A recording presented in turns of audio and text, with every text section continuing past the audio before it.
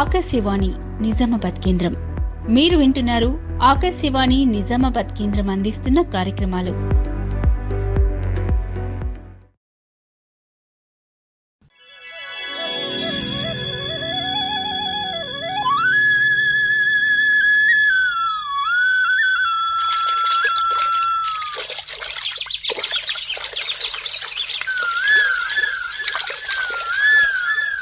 ప్రియమైన ఆకాశవాణి శ్రోతలకు నమస్కారం. తెలంగాణ జానపద వైభవం ధారావాహిక కార్యక్రమం 9వ భాగానికి శ్రోతలకు స్వాగతం, సుస్వాగతం.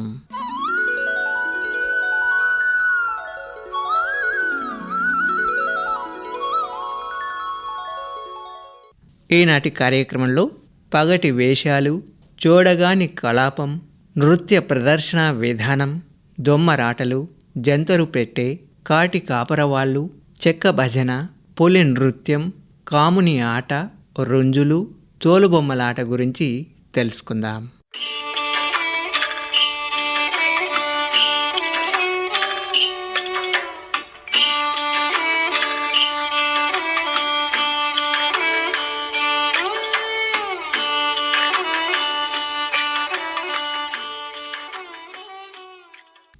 పగటి వేషాలు. ఒకనాడు మన దేశంలో స్వతంత్ర సామంతరాజుల పరిపాలనలో చిత్ర విచిత్ర వేషాలు వ్యాప్తిలోకి వచ్చాయని తెలుస్తోంది. గూఢచారులుగా మారు వేషాలు ధరించి వర్తమానాలు చేరవేసే చారులుగాను, రత్నాలు పచ్చళ్ళు అమ్మే వ్యాపారులుగాను, రాణులు ధరించే ఖరీదైన చీరల వర్ధకులుగాను, చిత్ర విచిత్రమైన మారువేషాలతో కోటల్లో చొరబడి ఒక రాజు మరొక రాజును వంచటం, కోటలోని రహస్యాల్ని బలహీనతల్ని తెలుసుకుని యుద్ధం ప్రకటించడం జరుగుతుండేది. ప్రజా వినోదానికి ఏర్పడిన అనేక కళారూపాలు రాత్రి వేళలో మాత్రమే ప్రదర్శింపబడేవి. అలా కాకుండా పగటిపూట ప్రదర్శించడంతో వీటికి పగటి వేషాలు అని పేరు వచ్చింది. పగటి వేషాల్లో ముఖ్యంగా గమనించాల్సిన విషయం ఏమిటంటే, వారు కేవలం తమ వేషధారణతో కాక వారి పాత్రల ద్వారా సంఘంలో ఉండే మూఢనమ్మకాలను, దురాచారాలను వ్యంగ్యంగా హాస్య ధోరణిలో ప్రజలకు వివరిస్తూ వారిని చైతన్యపరిచేవారు. పగటి వేషాల్లో ముఖ్యంగా గమనించాల్సిన విషయం ఏమిటంటే, వారు కేవలం వేషధారణతో మాత్రమే గాక వారి పాత్రల ద్వారా సంఘంలో ఉండే మూఢనమ్మకాలను, దురాచారాలను వ్యంగ్యంగా హాస్య ధోరణిలో ప్రజలకు వివరిస్తూ వారిని చైతన్యపరిచేవారు. ఈనాటి కంటే ఆనాడు గ్రామాల్లో కరణాలు, మునసబులు, వర్తకులు, ఉద్యోగులు మొదలైన వారంతా ఏ విధంగా మోసం చేస్తుండేవారు. ఈ వేషాల ద్వారా తగిన సాహిత్యంలో ఎవరికీ బాధ కలగకుండా వారి గుట్టును బట్టబయలు చేసేవారు. ఈ పగటి వేషాలను ఒకప్పుడు బహురూపాలుగా పిలిచేవారు. పాల్కురికి సోమనాథుడు కూడా ఈ బహురూపాలను బసవ పురాణంలో పండితారాధ్య చరిత్రలో ప్రస్తావించాడు. శ్రీశైలంలో శివరాత్రి ఉత్సవాలలో బహురూపాలను ప్రదర్శించేవారని పాల్కురికి సోమనాథుడి పండితారాధ్య చరిత్రలో తెలుస్తోంది. పగటి వేషాల్లో పంతులు వేషం, పఠాను వేషం, రెడ్డి వేషం, గారడి వేషం, ఫకీరు మొదలైన వేషాలను ప్రదర్శించేవారు. పగటి వేషాల్లో ప్రసిద్ధి పొందినవి బైరాగుల వేషాలు, బుడబుక్కల వేషం, ఫకీరు వేషం, తహసీల్దారు, భోగం వేషం, పాములవాడు, ఎరుకల వేషం, దొమ్మర వేషం, కోయ వేషం, పిట్టెల దొర, గొల్లభామ, రెడ్డి వేషం, భట్రాజు వేషం, సింగి సింగడు మొదలైనవి.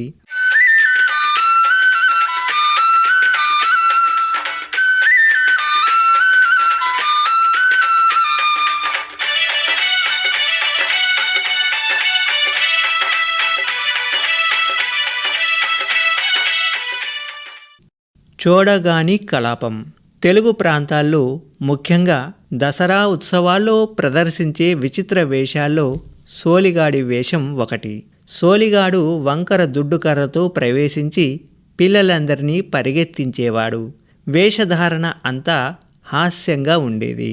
ముఖం నిండా సున్నపు బొట్లు, బొట్ల మధ్య నల్ల చుక్కలు, నల్లగుడ్డ కట్టిన తలకు ఒక పక్కన కాకి ఈకలను కుచ్చిపెట్టి మొలకు గోచి కట్టి ఒక చేతిలో వంకర దుడ్డు కర్ర మరొక చేతిలో జోలె వేసుకుని ఏదో ఒక మూల నుంచి హఠాత్తుగా లేచి పిల్లలందరినీ హడలెత్తించేవాడు.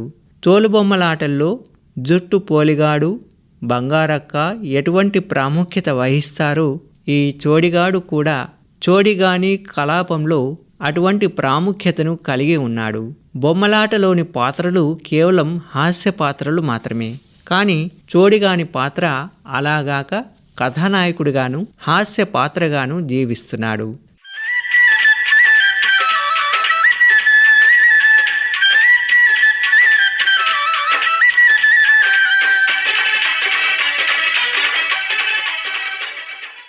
నృత్య ప్రదర్శన విధానం. ఈ నృత్యాన్ని ప్రదర్శించేటప్పుడు పెద్ద పెద్ద ప్రభలు గట్టి ఆ ప్రభలను అనేక అలంకారాలతో ముంచివేస్తారు. ప్రభకు ముందు వెనుక స్త్రీ పురుషులు నడుస్తుంటారు. ప్రభ ముందు సన్నాయి వాయిద్యకారులు 2-3 దళాల వారు ఉంటారు. ముఖ్యంగా ఈ నృత్యంలో వీరు వాయించే వాయిద్యం వీరంగం. ఇది ఒక ప్రత్యేకమైన వాయిద్యం. కనకనమని డోళ్లు మోగుతాయి.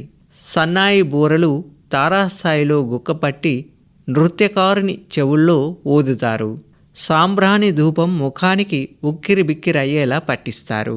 దీంతో ఖడ్గదారి వీరావేశంతో ఒక గంతేసి దర్శరబా దర్శరబా అంటూ డోలు వాయిద్యగాళ్ల పక్క చేరి దక్షయజ్ఞ దండకాన్ని చదవడం ప్రారంభిస్తారు.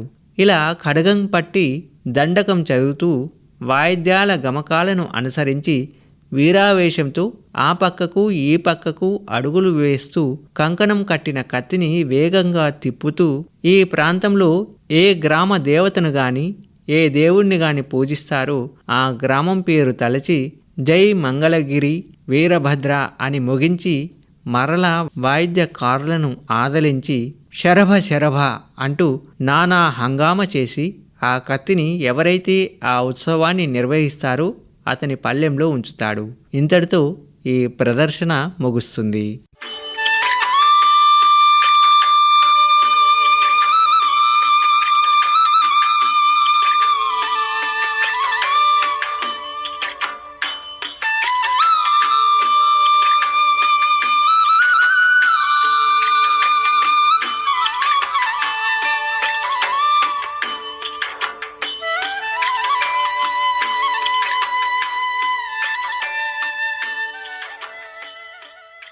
చెక్క భజన. పల్లెల్లో తీరిక సమయాల్లో ఈ భజన చేస్తుంటారు. దేవుని ప్రమిదను పట్టుకొని ఇంటింటికి తిరుగుతూ భజన చేస్తారు. సుమారు 20 మంది సభ్యులు ఇందులో ఉంటారు. ఈ భజనలో పాట పాడుతూ చేతిలో చెక్కల ద్వారా తాళం వేస్తూ గజ్జెలు కట్టిన కాళ్లతో నృత్యం చేస్తుంటే చూడడానికి ఎంతో ఇంపుగా ఉండే ఉత్తేజాన్ని కలిగిస్తుంది. ఒక్కొక్క పాటకు ఒక్కొక్క రకమైన నృత్యం ఉంటుంది.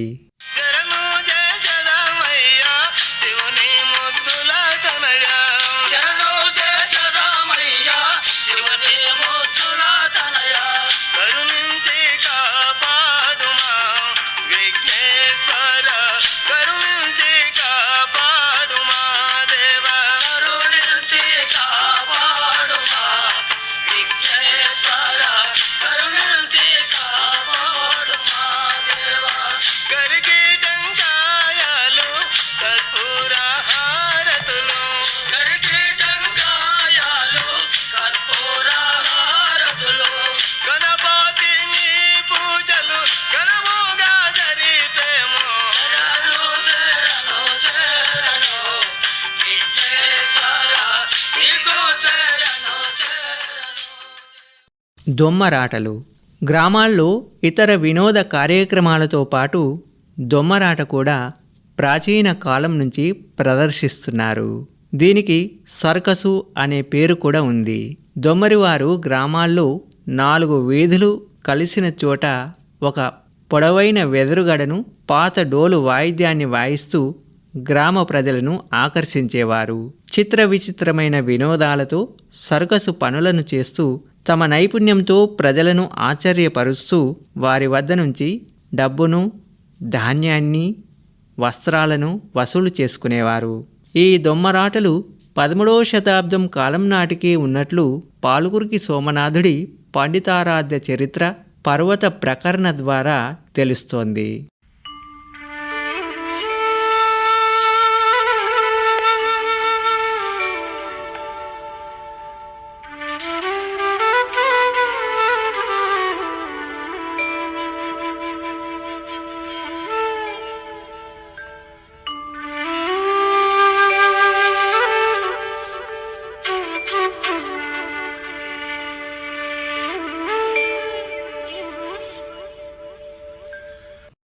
జంతరు పెట్టె ద్వారా వివిధ రకాల బొమ్మలను చూపిస్తూ పిల్లలకు ఆకర్షిస్తూ ఉంటారు.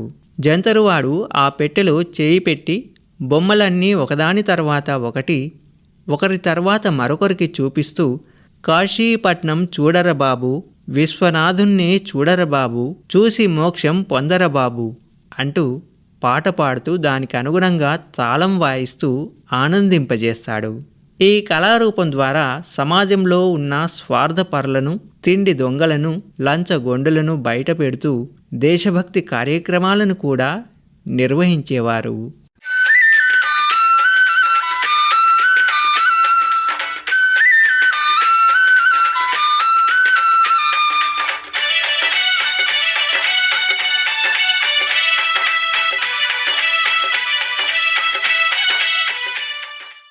కాటి కాపరి వాళ్ళు.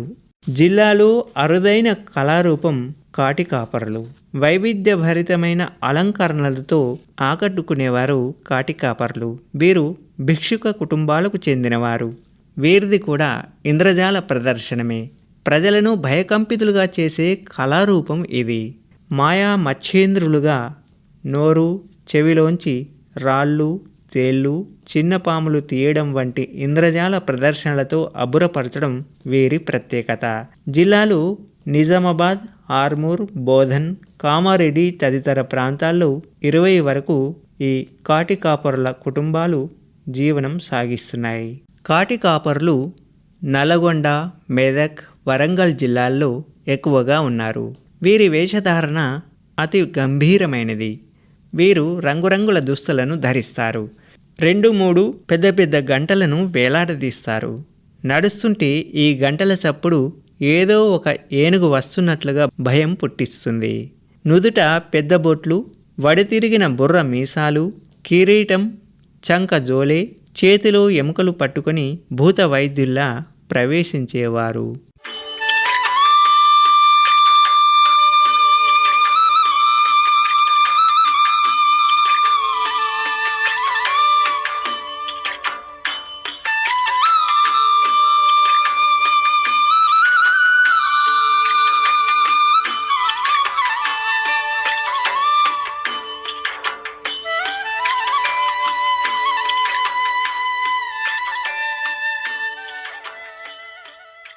పులి నృత్యం. తెలుగు ప్రాంతాల్లో ప్రతి పల్లెలో ఈ పులి నృత్యం ప్రదర్శిస్తారు. ముఖ్యంగా దసరా పండుగలో, పీర్ల పండుగ సందర్భంలో, సంక్రాంతి పండుగ సందర్భంలో ఈ పులి వేషాన్ని ధరిస్తారు. పులి వేషం జంతు నృత్యాలకు అనుకరణ. ఈ కళారూపాన్ని ఎక్కువగా ప్రచారంలోకి తెచ్చిన వారు పల్లె ప్రజలే. ఈ పులి వేషగాళ్ళు గ్రామాల్లో ఇంటింటికి తిరిగి యాచిస్తుంటారు. పిల్లలు భయపడేంత సహజంగా పులి వేషం వేస్తారు. పులి వేషం వచ్చిందంటే పల్లెల్లో పిల్లలకు, పెద్దలకు ఒక పండుగలా అనిపిస్తుంది. పులి వేషధారణ చాలా కష్టమైంది. మామూలు వేషాల్లాగా ఏదో ముఖానికి ఇంత రంగు పూసి తుడిచివేయడం వంటిది కాదు. శరీరంలో అన్ని భాగాలను రంగులతో ముంచివేస్తారు. శరీరమంతటా అక్కడక్కడ నల్లటి చారలను చిత్రించడంతో పెద్ద పులి ఆకారం వస్తుంది. నెత్తికి మాత్రం తోలుతో కుట్టిన టోపీని తగిలిస్తారు.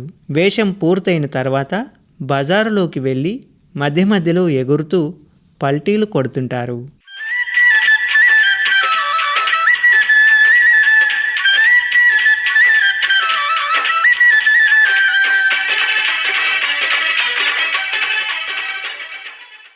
కాముని ఆట. తెలంగాణ గ్రామీణ ప్రజలకు కాముని పున్నమి ఆనందకరమైన పండుగ.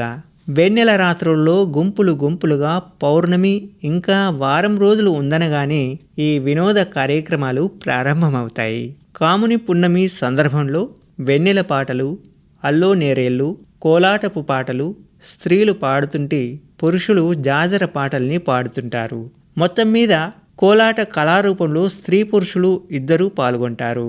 ఆయా పాటల లయలకు అనుగుణంగా ఒకరు పాట పాడితే మిగతా బృందం అనుకరిస్తారు. కాముడు కాముడోయి వలచ్చ గుమ్మడి ఎసవంటి కాముడోయి వలచ్చ గుమ్మడి కాముడు కాముడోయి వలచ్చ గుమ్మడి ఎసవంటి కాముడోయి వలచ్చ గుమ్మడి కాముడు కాముడోయి వలచ్చ గుమ్మడి ఎసవంటి కాముడోయి వలచ్చ గుమ్మడి కాముడు కాముడోయి వలచ్చ గుమ్మడి ఎసవంటి కాముడి వలచ్చ గుమ్మడి ఎసవంటి కాముడోయి వలచ్చ గుమ్మడి ఎసవంటి కాముడోయి వలచ్చ గుమ్మడి ఎసవంటి కాముడోయి వలచ్చ గుమ్మడి ఎసవంటి కాముడోయి వలచ్చ గుమ్మడి భూజన గోంగడి వలచ్చ గుమ్మడి ఏసిన కాముడోయి వలచ్చ గుమ్మడి భూజన గోంగడి వలచ్చ గుమ్మడి ఏసిన కాముడోయి వలచ్చ గుమ్మడి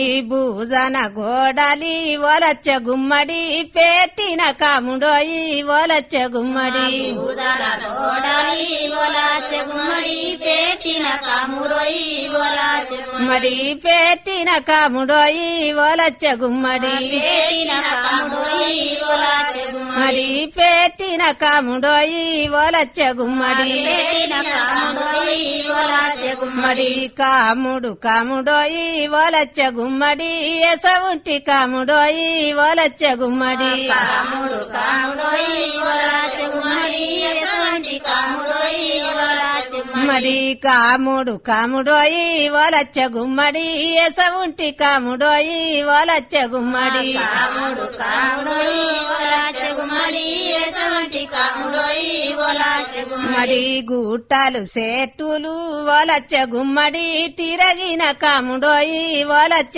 గుమ్మడి గుట్టలు సేట్టులు వలచ్చ గుమ్మడి తిరగిన కాముడోయి వలచ్చ గుమ్మడి గుట్టలు సేట్టులు వలచ్చ గుమ్మడి తిరగిన కాముడోయి వలచ్చ గుమ్మడి గుట్టలు సేట్టులు వలచ్చ గుమ్మడి తిరగిన కాముడోయి వలచ్చ గుమ్మడి తిరగిన కాముడోయి వలచ్చ గుమ్మడి తిరగిన కాముడోయి వలచ్చ గుమ్మడి తిరగిన కాముడోయి వలచ్చ గుమ్మడి తిరగిన కాముడోయి వలచ్చ గుమ్మడి గుట్టలు సేట్లల్లా వలచ్చ గుమ్మడి గోగు పువ్వు తెచ్చినాడే వలచ్చ గుమ్మడి గుట్టల సేట్లల్లా వలచ్చ గుమ్మడి గోగు పువ్వు తెచ్చినాడే వలచ్చ గుమ్మడి గుట్టల సేట్లల్లా వలచ్చ గుమ్మడి గోగి పువ్వు తెచ్చినాడే వలచ్చ గుమ్మడి గుట్టల సేట్లల్లా వలచ్చ గుమ్మడి గోగి పువ్వు తెచ్చినాడే వలచ్చ గుమ్మడి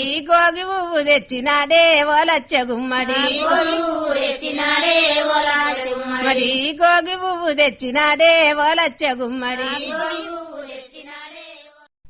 రుంజులు తెలుగు ప్రాంతాల్లో విశ్వ బ్రాహ్మణులను ఆశ్రయిస్తూ వారిపై ఆధారపడిన తెగ రుంజులవారు.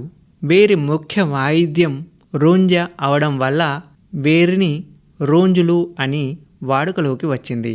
వీరు గ్రామ గ్రామం తిరుగుతూ విశ్వ బ్రాహ్మణులను యాచిస్తారు. విశ్వ బ్రాహ్మణులు వీరిని ఎంతో ఆదరిస్తారు. వీరు విశ్వకర్మ పురాణాన్ని గానం చేస్తూ పారితోషికాన్ని పొందుతారు. రూంజ వాయిద్యం చాలా ఉత్తేజాన్ని కలిగిస్తుంది. ఒక్కొక్క జట్లలో దాదాపు 10 మంది వరకు ఉంటారు. ఇందులో కళాకారులందరూ రూంజ వాయిద్యాన్ని వాయిస్తారు.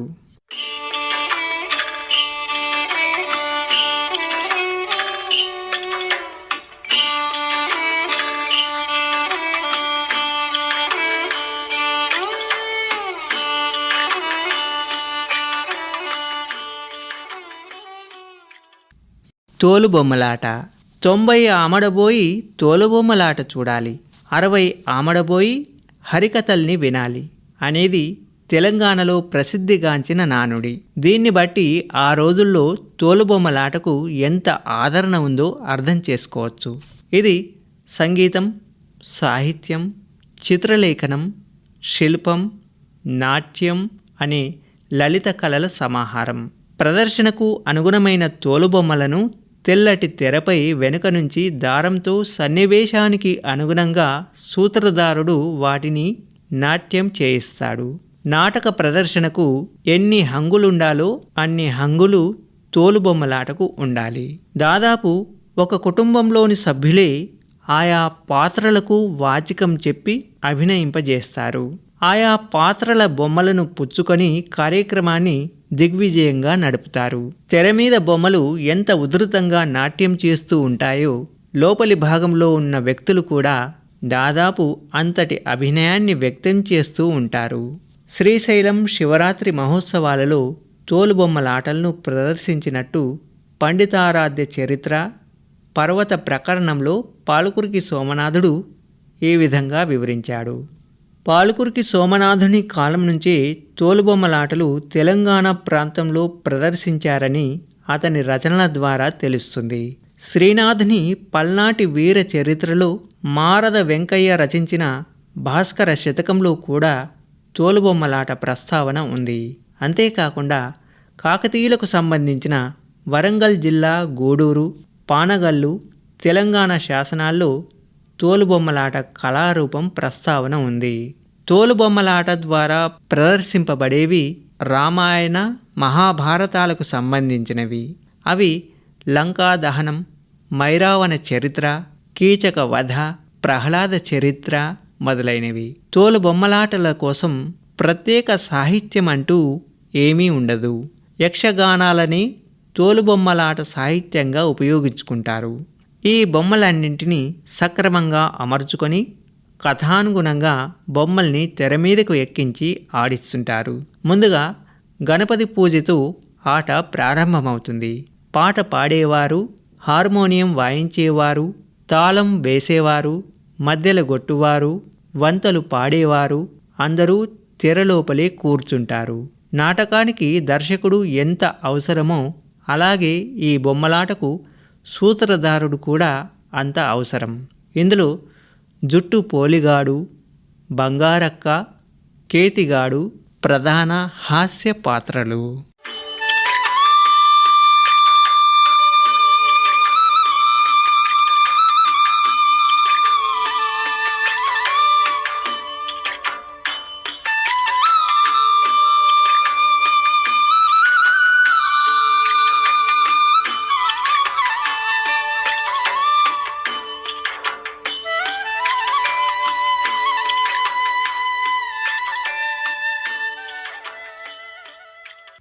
ఇది ఈనాటి తెలంగాణ జానపద వైభవం ధారావాహిక 9వ భాగం.